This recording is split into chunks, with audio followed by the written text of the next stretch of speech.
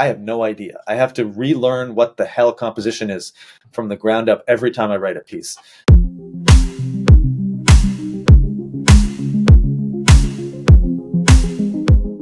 Hello and welcome to the Keyboard Chronicles, a podcast for keyboard players. I'm your host, David Holloway, and I'm thrilled as always to be here with you. This episode, I'm really pleased to introduce to you Mr. Phillip Golub. Now, as you'll hear, Phillip has had an amazing career in his own right as a jazz pianist and composer. We talk a lot on that and his approach to composition and playing, obviously. He's also has a fascinating story on his involvement with the estate of Wayne Shorter in digitising the iconic body of music that may not have otherwise been available. So we go into some depth in that. So between Phillip's own career and his work with Wayne, this is one fascinating story. And I'll see you after you hear that story. Phillip, I can't thank you enough for joining us. We were just talking before the show. You're a night owl. It's not night time for me, but I'm a night owl, so we should get on well. Good. Yes. Well, thank you for having me, David. I'm happy to be here. No, it's great to have you here. So I thought we'd start off somewhat traditionally with a little question about your musical upbringing. So just tell us about what made you the musician you are today in those formative years of your life. Oh yeah, it's so good to go back to that. Always, I studied with Jason Moran a bit at New England Conservatory, and one thing he said is, which I never forgot, is you will never escape the music that you were into when you were in high school. Like, don't even try. Like, you got to own it, whatever it is. And I keep that in mind all the time. It's permission. And yeah, so my dad is a composer, mostly for film music. My mom is an amateur pianist. So both my parents are pianists. It was around the house all the time. My dad had a lot of jazz records, a lot of Bill Evans and Oscar Peterson and Earl Garner, and lots of other things growing up. Had a huge case of CDs and a lot of classical music. And I've been, started classical piano lessons when I was 5 years old. And that's the path I was on. And, around middle school, started improvising, started composing, started getting into jazz.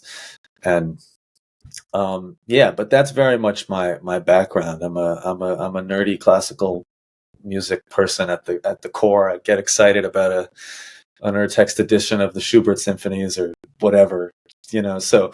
And did you have lots of time during your schooling to participate in orchestras or more solo stuff with classical? Or? Well, not as a pianist, not really. But I did play a fair amount of chamber music in high school. There were some. I grew up in LA, in Los Angeles, and there were some programs in the city to do chamber music. The person who happened to be my teacher in the neighborhood was a big chamber music performer in the city. So I was into a lot of chamber music. And then I did these summer programs all throughout high school in Vermont, which I was there as a composer, but they were essentially these chamber music programs with high school students. And I was just, I really fell in love with that repertoire at the time. And I'm still basically, the improvised music I make, the jazz stuff I make, I still very much see it as connected to chamber music and, looking at it that way. Yeah, and I'm really keen to cover sort of both the playing and composition components of your career. So starting off with the playing, so how did you, aside from, as you said, started classical piano at age 5, so that continued. How did you make the transition from teenage years to adulthood and still working in music? Oh God. It's a difficult moment, that transition from being in school to becoming a professional, and some don't make it. I guess the jury's still out. We'll see. 31 now, but no, I don't know. I don't even really know how that happens. It just happens. You do what you do. You follow your nose. You do whatever you can. You say yes to everything that doesn't seem completely outrageous and exploitative, and you just are eager. And I've been able to support myself doing a lot of engraving work for other composers. play in a couple different bands. I've done the work with Wayne Shorter, which I'm sure we'll get into. And, in the meantime, as I'm supporting myself doing this mix of stuff, I'm composing and trying to lead bands and get projects off the ground. And there's definitely not one answer to that, but it's an ongoing process, and every year is different. When I just did my taxes, they're due in April in the States, and it's like every year when you look at what you did in the last year, like, well, that doesn't look like my taxes last year. It's all changed. So it's constantly an evolving thing. And I imagine, watching my dad, who's a freelance composer, growing up, it's the same. He had years where he did more of this and more of that, and I think that's just kind of the life, Absolutely. And so those, what brought the move from LA to New York? Well, I spent a good amount of time in Boston in between. So after finishing high school in LA, I went to this joint program at Harvard and the New England Conservatory. So I was in Boston for quite some time. Also had a short year in London studying composition, which was great. And then went back to Boston, did some teaching there.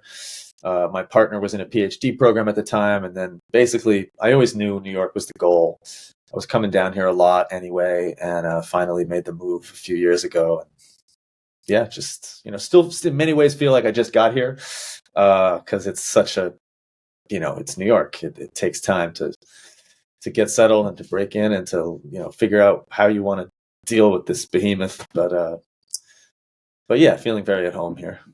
Yeah, that's great. And so from a performance perspective, since you've arrived in New York, what have been the key projects that have floated your boat? What excites you at present that you're working on, and go through that a little? Yeah, well, I was very fortunate. Before I moved to New York, I was already playing in a band called the Sarafand Ensemble, which is a band led by Layale Chaker, who's this really great, interesting violinist and composer, originally from Lebanon. And we actually met at a summer program in Banff, Canada. And she formed a band. That was in 2016. She formed a band with a couple of people from that program and a couple of other people. And here's my dog asking for some play, of course, because the moment I start doing something interactive somewhere else, she's like, me. We're dog friendly here. That's fine. Good. Yeah. So, when I moved to New York, that's really a first of all, it's just really great music that I love playing, and I really just have found a kind of different way to approach being a pianist in that band. It's like I feel like my role is different than a normal jazz band. What I found all these other kinds of pianism that apply there, and so that's been a great project, and that band works a lot. And then a lot of other little gigs here and there, but the biggest other things have been trying to get my own projects off the ground. So I have a quintet that is about to release a record in a couple months. I have, and that's very kind of chamber music-y, very composed. And then I have a group called Tropos, which is a quartet. We've released a couple records to date, and that music's a little more improvised, a lot more open. And yeah, just trying to gig as much with those groups and play with my peers and be a part of interesting projects. Absolutely. And I know the improvisational aspect of your career is huge, and I sort of want to circle around back to that via composition. So you mentioned that you did some work at Harvard and New England jointly with composition and that. Just tell us about the learning experience for you in regards to composition versus performance. Yeah, for me, they're kind of one and the same. First of all, I think we live in a time that has, in many positive ways, begun to break down that binary between improvisation and composition, which is good, because we're starting to recognize that they're really two sides of the same coin. They're really connected. There isn't really a binary there at all. But people like to say often that, well, improvisation is just spontaneous composition, or it's real-time composition. I actually, my personal experience, it's the opposite. It's that composition is really slowed down improvisation. I don't feel that, even all my formal study in composition, I don't feel I know what I'm doing when I'm composing. I don't have a method. I don't know. If you said, how do you write a piece, I have no idea. I have to relearn what the hell composition is from the ground up every time I write a piece. Obviously, hopefully, have some experience to draw on, but it's like I don't know what to do when I'm staring at the blank page. It's as daunting and confusing as probably people think it is. People are like, well, where do you get the notes? Well, I don't know. I just try them, see which. There's a lot of trial and error, and so in that sense, it's very improvisatory. It's not systematic. I often sit at the piano composing, or on my computer, whatever tools I'm using. It's literally like, well, what does this button do? I don't like that button. How about that one? And just listening, which is the same as improvising. Listening. It's really just all about listening and reacting. I don't know. It's not that I had to learn one and then the other. They just came together for me. And like my earliest experiences doing. Well, I don't know whether to call it improvisation or composition, because they were kind of proto both. But it's like, I can remember when I was 9 or 10 years old playing like a Bach minuet or something and just being like, well, what if I just like changed all the notes? Like, and that's like, I don't know, that's kind of composition, or maybe it's kind of improvisation. I don't know. So it's really that spirit that I feel is exactly the same as what if I just changed all the notes in this G major Bach minuet. It's like, what if is the essential question that a composer or an improviser asks to themselves constantly. What if I did this? And that's the guiding principle. No, that's great perspective. And in regards to composition, Philip, you've mentioned about your engraving work and your transcription work. What sort of compositional techniques and skills do you need to bring when you're going to interpret someone else's work? Sure. I mean, it really depends on the context and the piece and the musician and what my role is. As a performer, I find myself at this point not really involved in a lot of projects where my role is to realize a pre-notated score fully in a kind of classical music context. I mean, occasionally I have a gig like that. I feel someone wants to work with me because they want me to bring my own voice to the table in some way. And that's to me an essential part of, the tradition of jazz and great American Black music and whatever we might call it, creative music, which is that you want to hear the individual performer's stamp and personality. Whereas, in classical performance practice, we often talking about not wanting to hear it, about wanting to hear the composers. And so that can be made a little more complicated, which is a whole other thing. But, so it's how much of myself can I be without destroying the composer's idea is sort of like a sort of back of the mind question sometimes. If I do this stuff that I like to do, is it still the piece? And if I feel the answer can be yes, then I'm going to try to do it. So, but my role is very different as someone doing engraving work for somebody. I guess it's a little bit more like classical performance. I'm not trying to impose my own voice. I'm trying to help someone else realize what they are trying to communicate to somebody, and just use my knowledge about how musicians will react to notation and how to use various software to just help someone get their thing to that state of readiness and sort of, it's cool work to do as a kind of day job. Because I still feel I'm really thinking about music and performance and how to communicate music through notation. And it's still something that, excites me and feeds into my own work, ultimately, even if at times it can be tedious, Yeah. Absolutely. And I'm interested, we're not a hugely technical show, but just what sort of tools do you use for that, what you'd call the day job, Philip? What tools do you use? Well, I mainly use a piece of software called Dorico, which is made by Steinberg. It's a relatively new piece of software. It's just a very advanced notation software. I grew up using Sibelius. I still use Sibelius occasionally for a client if that's what they ask for, or if they deliver me an unfinished or kind of like messed up Sibelius file that they want fixed up, I'll still work in Sibelius, but I strongly prefer working in Dorico. And if the project involves transcription, I'll just use one of these programs that slows down the audio and stuff like, just like anybody, just to really be able to loop something and hear it. But yeah, I mean, it's nothing mind blowing. It's standard stuff in that sense. And I'm just interested, what is it about Dorico that you prefer now? Because that's an interesting thing our listeners, will be keen to hear about.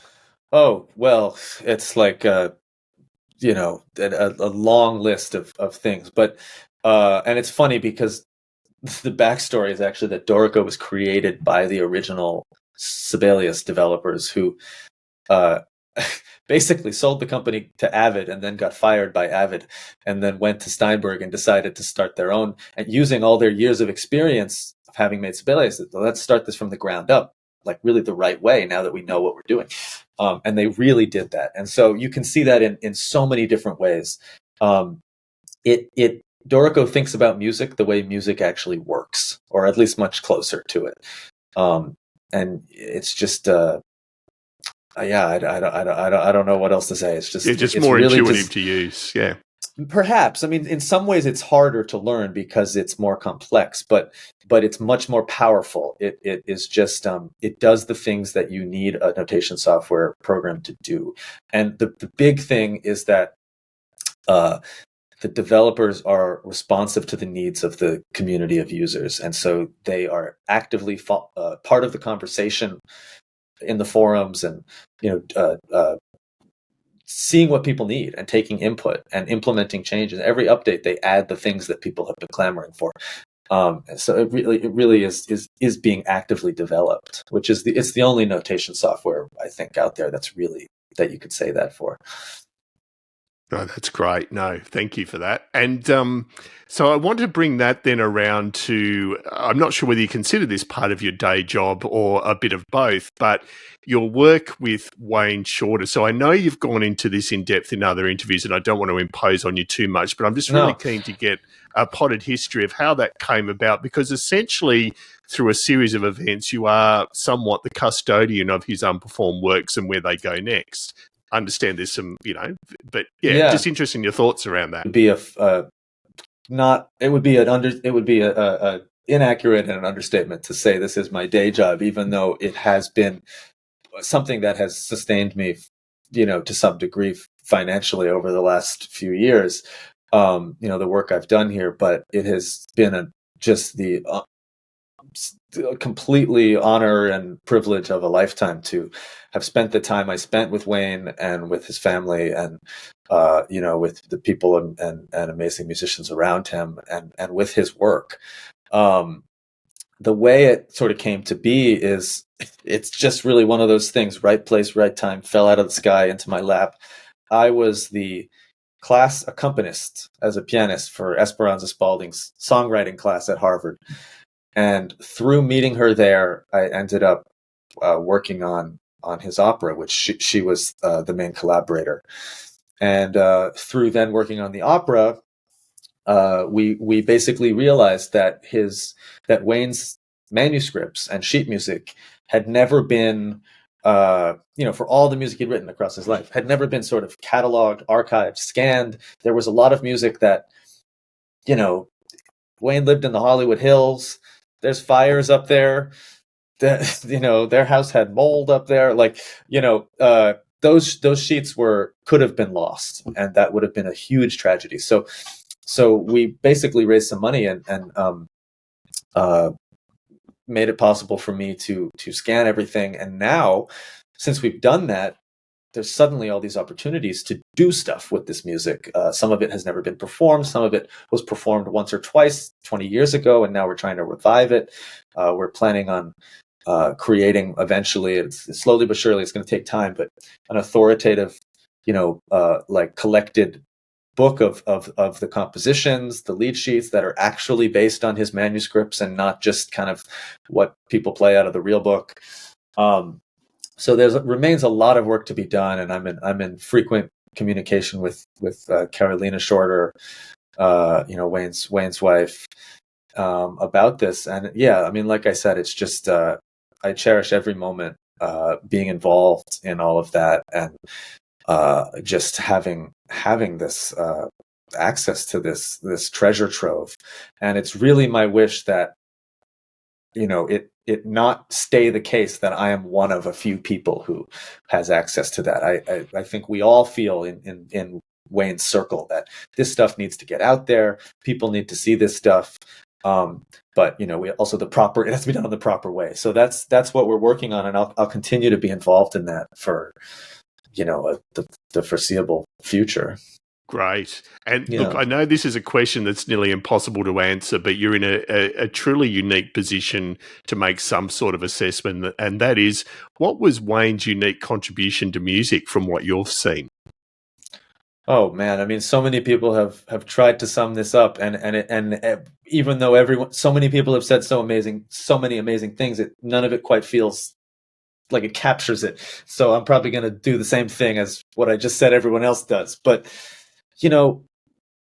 for me, when I look across Wayne's work, it's just the complete, completely just going for his artistic vision, just at all costs. Just, I'm going to go for it completely, unabashed. And, that to me is the constant from the late 50s all the way to 2022 or 3, or and that is what he demonstrated is possible for the rest of us, even if we're not interested in the same musical ideas or materials.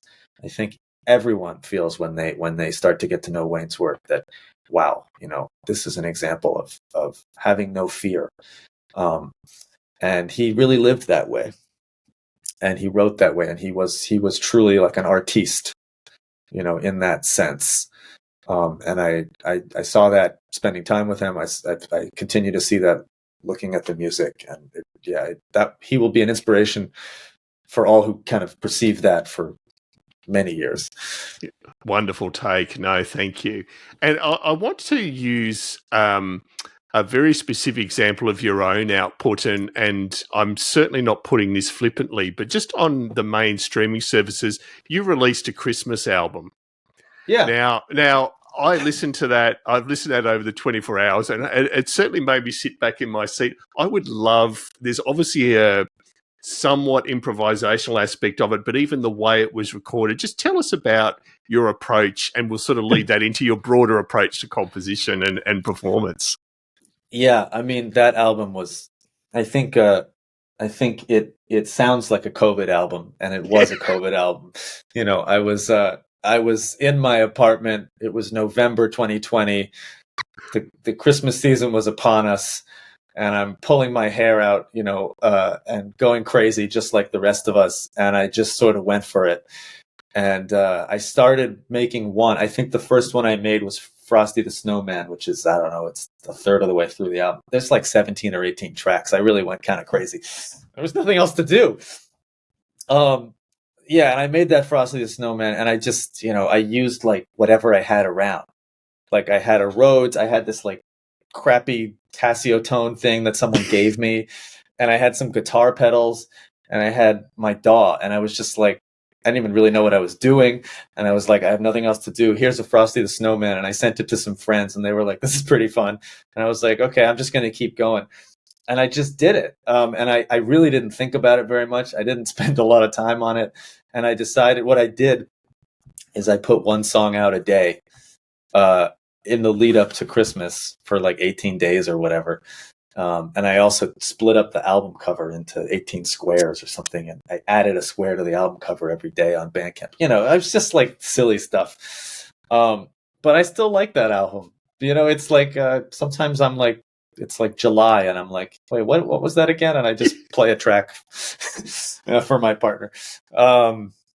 No, I think fun is the perfect word, Philip. It is fun, and it's got such a different. It's a truly unique Christmas album. Highly recommended. I'll be dragging it out this coming Christmas. But I'm also obviously at a deeper level. That fearlessness or willingness to try anything obviously applies to your other work. So just tell us over, say, the last even 5 to 7 years, how your approach to creating your own work have changed. And the Wayne stuff is obviously a small part of that, but just that fearlessness and willing to push boundaries. Yeah, I mean, I think as you get older, you start to narrow your interests, and you start to focus, and you start to not so much find what you like, but find what you don't need anymore. And I think that I think I have gone through a process of that a little bit. And one thing that's really important to me as I spend more time making music,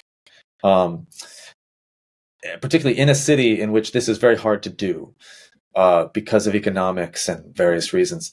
But it's very important to me to have a band, to really have a band, not just a collection of people who plays your composition, but to really work with the same people over a sustained period of time, and they can get into your world, they can get into your composition, and then you can start to hear what they do to it, and you can start to write for that. And it's this symbiotic thing that snowballs. And that to me is across time, across place, across genre, across style. That is what great music, that is how great music is made. And there's some counterexamples, but by and large, that's how great music is made. And I came to realize that, and I just kind of, and I came to realize that, looking at the music I love, but I also came to experience that. And, I had some, I think I mentioned earlier, I did composition study. I have a master's degree in composition, blah, blah, blah. But I came to no longer really want to be a capital C composer and seek out commissions and write for new music ensembles, because, and no disrespect to that world, and not to discredit some of the amazing stuff happening there, or, the great experiences that are possible. But in my experience, I was having trouble really getting to that place where you're really having sustained engagement with the same people who are digging deeply into something. And I realized the best way to do that is with your friends. And obviously you got to figure out a way to pay them and get paid. And that's a whole other complicated thing. But, I think most great music has been made by people and their friends, basically, across history. And I'm no different. And, that can take many different shapes and forms. But that's essentially what it is. And, when you asked earlier about, the projects I'm playing and trying to do, and as a pianist here in New York, that's the same thing. I just want to play my friends' music and make it as good as I can and help them realize their shit too. Because, that's when the magic happens. That's right. No, brilliant perspective. And it sounds to me like you feel the most fulfilled when it is a collaborative process rather than a sitting in a room in front of a door process. I mean, it's that too. I mentioned I'm a night owl. I am right here or right here. Oftentimes, very much so, it's a solitary thing.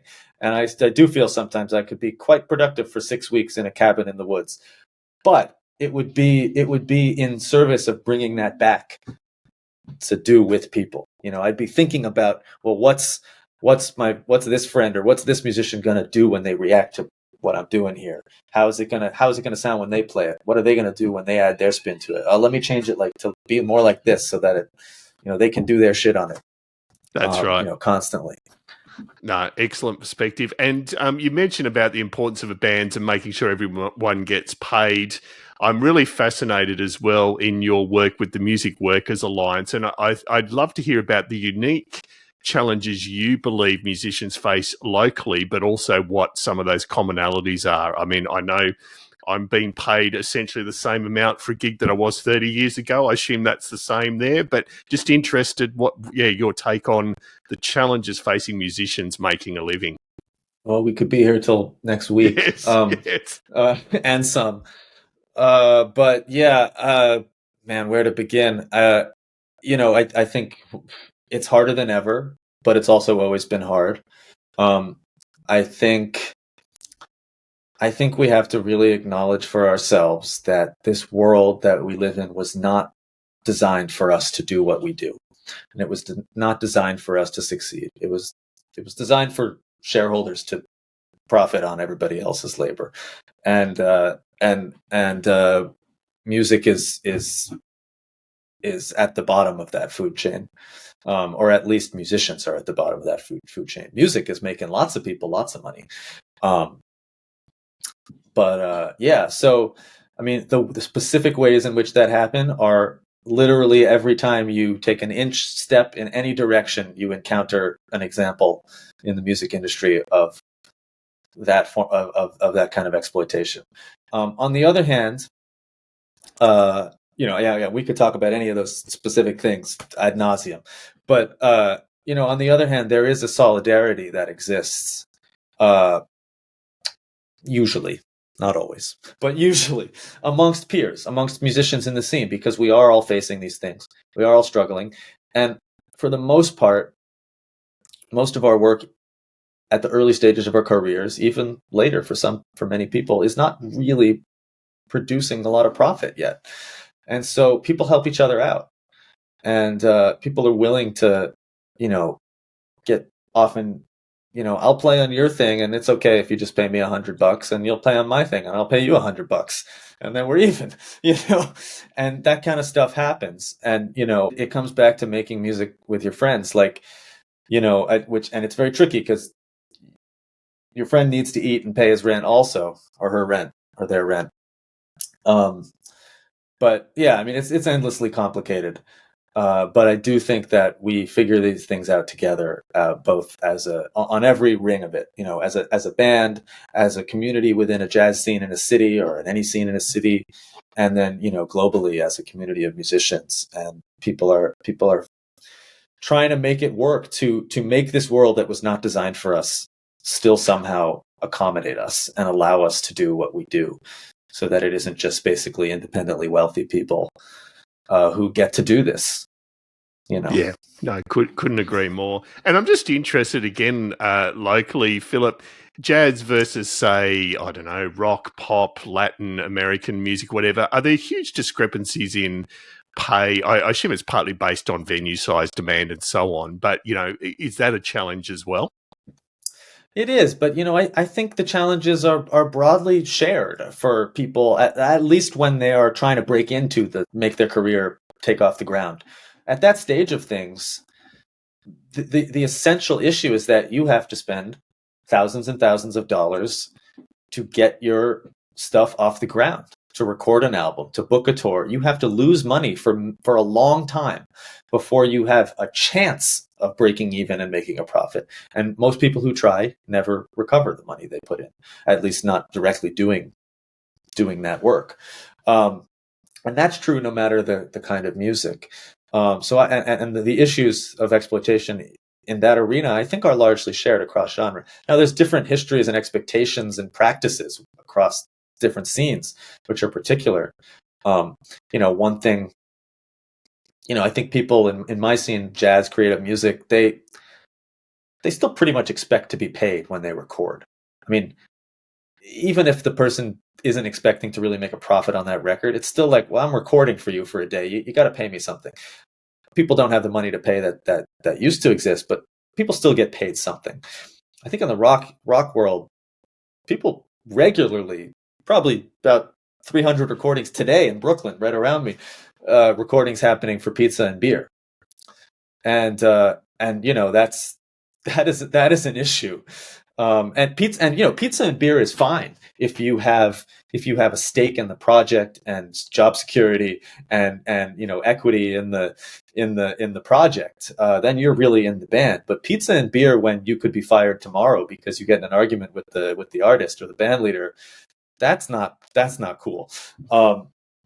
And so that is something that you mentioned the Music Workers Alliance. That is something that's an example of some of the things that we're trying to change through some of our initiatives, and both, we're trying to just raise awareness and raise standards about that, and get people to understand that when we record a record, even if it's not profitable right now, it's still work, it's still labor, and that has to be compensated in one way or another, whether that's money now or that's equity in the project. Or that's future payment in the event that something's successful, or however people do it. Work is work, and until we can all pay our rent with our good looks, that's the system we live in, and that's the reality.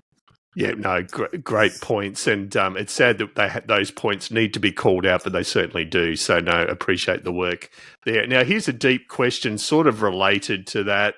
AI is getting lots of attention over the last year, in particular. The flooding of streaming services with music. Here's a very simple question for you: how do we keep music human, Philip? Oh God, I mean, I don't know. It's very scary. It's very scary. I don't, I'm not an expert on AI or on what it's going to do, and no one can predict the future. And these technologies always end up differently than everyone thought they will. But let's not forget what Napster did to music. And we could be on the precipice of yet another just decimating blow to our livelihoods, to the ability of creative pursuits to exist under this capitalist global system that we live in. And AI is a major, major threat to our livelihoods and to creative music of all kinds and genres as a whole. How we combat that is something that I think many people are just figuring out right now. Yeah, I mean, I got a few ideas, but people much smarter and working on this all the time, or you should ask them. But yeah, I mean, how do we keep music human? Well, I think the main thing is keep doing it, because, and that's what is going to happen. And I think that's my guess, Philip, for what it's worth, and I'm no expert either. It's that live performance aspect that is going to make things stay human, that people don't want to go and see. If they want to go out live, they want to see humans playing. That's my belief until robots get a lot sexier. Yeah. And, we may, if a certain amount of the general public doesn't care, I don't know then they don't care. But we have to believe that if we care about what we're doing, there are some other people who care about what we're doing. I mean, it's essentially what I tell myself when I'm sort of feeling down about something.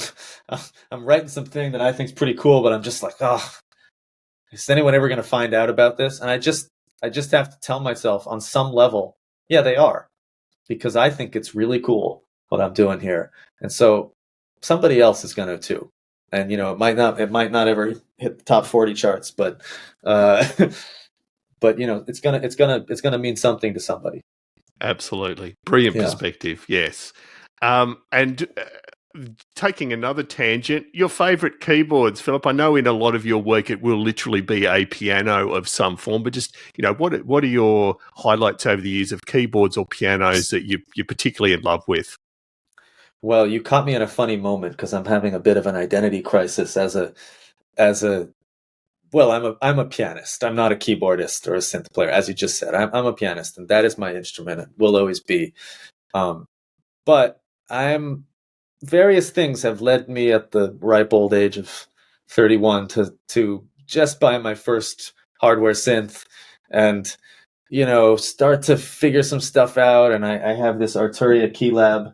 Love the Keylabs. Which is great. And I have Pianoteq, which is a great piece of software that I use in a kind of way that it probably isn't.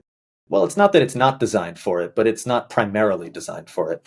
But I sort of design my own sounds in Pianoteq. And of course, if people aren't familiar, Pianoteq is properly designed to reproduce the sound of a Steinway concert grand. But since it's based on physical modeling technology rather than sampling, you can get super specific about the design of the sound, and you can make it ultimately sound nothing like a piano and get into some really cool things that still have the characteristics of a real physical instrument in a space, and deal with tuning stuff and all kinds of resonance stuff. So I'm actually working on a big album of microtonal jazz chamber music stuff right now, where I'm not going to be playing piano. I'm going to be primarily playing this sort of instrument, which I'm calling the flexichord, which I've created in Pianoteq, that the tuning changes on every song, sometimes in the middle of the song. I have some MIDI faders that are mapped to parameters of the instrument, so I can change the timbre of the instrument throughout the song. and stuff like that. And yeah, Now and then that I've had a Fender Rhodes since I was in high school too, which I mostly sits over there in the corner, but I do bust it out every now and then, and I did record it a bit on my last record, and I happen to really, I think I have a good one. It sounds really beautiful. It needs some work right now, but yeah, I was very lucky to just buy that off Craigslist, from a guy in his garage when I was in high school. But it's a really good instrument, and the Rhodes is the Rhodes. It's a special thing. So yeah, it certainly is. Now, I'm fascinated to ask you about the Arturia because for those of us that aren't even necessarily working in music full time, there's lots of criticism by a lot of us keyboard players around key beds. Now, Arturia probably themselves would be the first to admit that the Keylab is not a premium key bed, but here you are as a pianist of many years standing, still using it. I think it's more about the technique than the tool, yeah? Well, I'm wondering, are you talking about the smaller kind of? Well, even that one there. Oh, yeah, you've got the 88. Sorry, so it does have piano keys. Yeah, I've got sorry, the it does. MK2, this is the Fatar bed. Which, yeah, actually, so that's quite good. Yeah, yeah, it is. It's I mean, it's never a piano, obviously, but it is, at least when I'm using it with Pianoteq, I do feel I'm able to sort of play it as if it's some kind of real instrument. It's its own thing, but it does have some sort of sense of touch. And I use a continuous control pedal as well, which Pianoteq reads, and it does a thing. I'll put it that way. It does a thing. Yeah, I'm familiar with the instruments you're talking about, and I have a good friend who's also really a pianist, but is much deeper into synths than me, and he's actually going to play a bit on my record. I've been relying on him a lot to kind of learn more about stuff. He uses the ones that you're talking about, and it's very interesting. I was just talking to him the other day about it because he can do some stuff on there that is completely wild, completely mad. Like, we were playing duo the other day, and he was doing some stuff, and I was like, I tried to imitate it on this thing, and I just couldn't do it at all. It was like, because the keys are smaller and they're so light, and he can just do things in a certain way, and he was doing some shit with two hands, like, oh, it was just crazy. So I do think I say this not really having experience really doing it, but I've seen people do some stuff that is like uniquely made possible by that. Which I think is very, very cool. And I think an instrument should be for me, it's more about what are the weird things, even problematic things, that you can take advantage of, rather than this recreates that other thing in a good, that's never going to be satisfying, so. No, yeah. Great points. No, agree totally.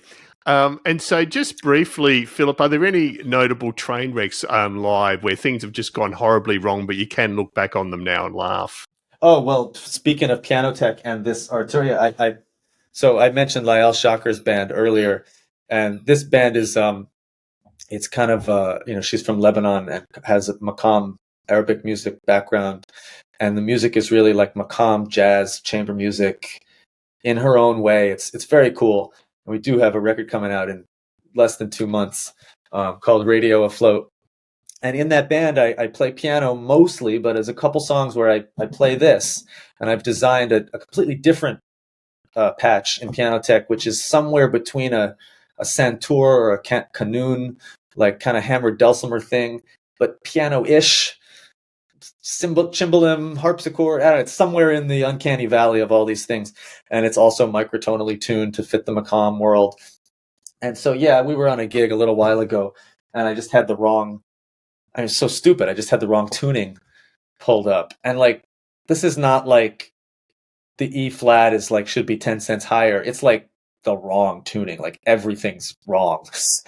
Like, and yeah, I was like, and I didn't realize it for a while. So I'm like, wow, Layale sounds really out of tune right now. Like, and I'm like kind of digging in extra hard on some of the alternately tuned notes to like try to kind of communicate to her, like, hey, you should be playing more in tune. Come on. But she's the band leader, of course. She's my boss. Yeah, and then I just kind of like realized, like probably 7/8 of the way through the tune, that like, oh, oh, I have this in the wrong tuning, and it was way too late to do anything about. So yeah, that was one for sure. No, great story. No, I love it. Yeah, that's certainly just a little bit different, as you said, from a transpose issue. That's a whole tone, tuning issue. That's amazing. And Philip, another common question we ask is, we ask our guests to tag a keyboard player. Is there someone out there that you admire or you see coming up behind you that you'd love to hear more about their life story? Let me think for a little second here. Yeah, well, I will say somebody. I mean, he's a friend, but more people should know about him. He's a really excellent player and composer. Fascinating music. His name's Dana Saul. Okay. Yeah, he has a record that came out several years ago on a label called Indectomorph, which is also about to co-release my Quintet record. I'm forgetting the name off the top of my head of the record itself, but it's beautiful composition and playing. And I know Dana, but I'm sort of just getting to know him. If he hears this, he'll probably find that amusing. But I'd love to know more about how he became the musician that he is today. Great. Because he really has a unique voice. Yeah. No, excellent. Great call out. Thank you. We'll follow that up. And then the dreaded Desert Island Discs question, Philip. 5 albums. I know you said before the show you have a lot. So let's see what you can narrow them down to. It really has to be 5, doesn't it? Yeah, because right before I jotted some notes in an Apple Note here, and I'll just say there's a lot more than 5 here. So what am I feeling literally at this moment in time? Craig Taborn, Junk Magic. I guess I'll focus, one way I'll limit this down is by picking albums by pianists. So that'll cut a few out there. Cecil Taylor, Silent Tongues, which is a live record from Montreux Jazz Festival, 1974, I think. I have it on vinyl too. Insane record. Corey Smythe, Autotrophs, which is a sort of piano and technology record. I mean, it's a solo piano record, except for a couple of guest performances by Steve Lehman on sax. But every track he's dealing with some bit of cyborg piano-ness, but still acoustic piano. How many am I up to? That's 3, right? 3, yep. Andrew Hill, Dusk, which is the last record Andrew Hill made. And it is just so beautiful. And it's amazing because Andrew Hill sounds like himself, yet he sounds totally different from the way he sounded like on all those famous records from the 60s that he made. He really just became a kind of different person. And the composition is beautiful, and the playing, yeah, that's great. And Paul Bley, Open to Love, which I also have on vinyl, which is like this incredibly spacious. He really takes his time and just, you enjoy the resonance of the instrument in the space, and he just plays some wicked stuff. And I'm gonna use the Paul Bley to cheat in a 6th here, because I'm not saying that Brad Mehldau Largo is a desert island pick, but I am saying that when you listen to Paul Bley Open to Love, you can hear, I think particularly on that record, the influence to Brad Mehldau in a way that's really cool. If you're into Brad Mehldau but you don't know this Paul Bley record, it's pretty cool to check out. Excellent, well done. And yeah, a lot of our guests do manage 6, so you've done well. That's great. And you were very efficient too, so great work. And Philip, look, I cannot thank you enough. From one night owl to another, I can't thank you enough for in 50 short minutes covering such an amazing array of territory. I know I'm excited to see where things go for you in future. I'm certainly in New York regularly. It's one of my favourite cities in the world, and I hope to run across you at a gig sometime. But yeah, look forward to hearing what's coming up for you in the future. Thanks, David, and thanks for doing this cool thing this for the global community.